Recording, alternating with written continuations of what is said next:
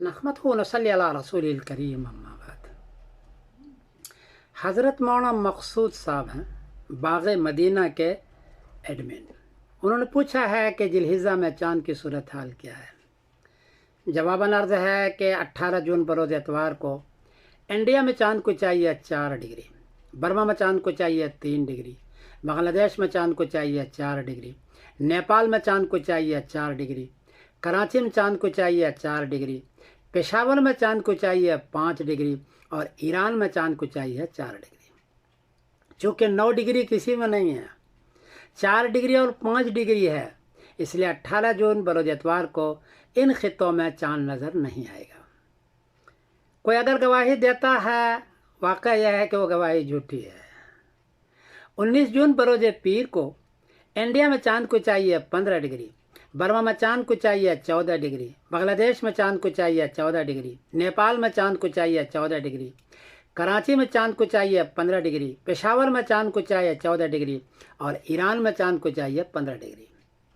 चूँकि 19 जून बरोज़ पीर को चाँद 10 डिग्री से काफ़ी ऊंचा है, 15 डिग्री और 14 डिग्री है, इसलिए 19 जून बरोज़ पीर को चाँद नज़र आएगा और 20 जून बरोज़ मंगल को जिलहिज़ की पहली तारीख होगी इंशाअल्लाह। जी चाँद बड़ा होगा, देर तक रहेगा, तो 19 जून को नज़र आएगा बरोज़ पीर को और 20 जून बरोज़ मंगल को जिलहिज़ की पहली तारीख होगी। इस एतबार से 29 जून बरोज़ जुमेरात को 29 जून बरोज़ जुमेरात को बकरीद होगी इंशाअल्लाह।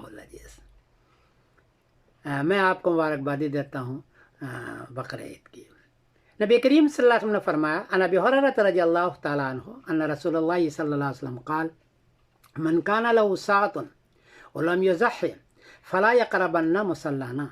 इब्न माजा शरीफ बाबुल अज़ाही वाजिबतुन हिया अमला नंबर 3123। इस हदीस के अंदर है कि आपने फरमाया जिसको गुंजाइश है वो कुर्बानी कर सकता है और फिर भी कुर्बानी उसने नहीं की तो फरमाया कि मेरी ईदगाह में भी नहीं आए हो। इतनी ताकीद है कि मेरी ईदगाह में भी नहीं आए। इसलिए जिनको गुंजाइश है, जो मालदार हैं, जिसको साहिब नसाब है, वो जानवर की कुर्बानी करें। हदीस के अंदर आता है कि कोई आदमी जानवर की कुर्बानी करता है तो उसमें जितना बाल है हर बाल के बदले में नेकी है।